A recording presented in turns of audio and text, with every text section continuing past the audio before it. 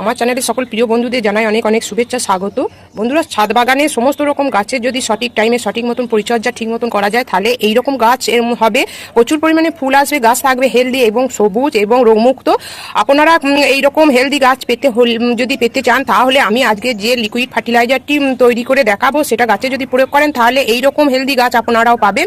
দেখুন আমার কাছে আছে, এটা হচ্ছে ডিম সেদ্ধ করা জল। এই জলটা আমি নুন ছাড়া সেদ্ধ করে নিয়েছি।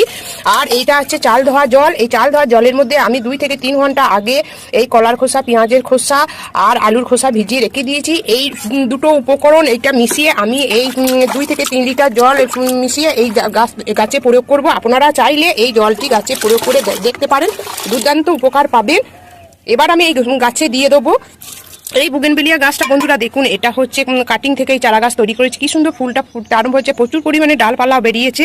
তাই চ্যানেলটি যদি ভালো লেগে থাকে তাহলে অবশ্যই লাইক, কমেন্ট এবং শেয়ার করবেন।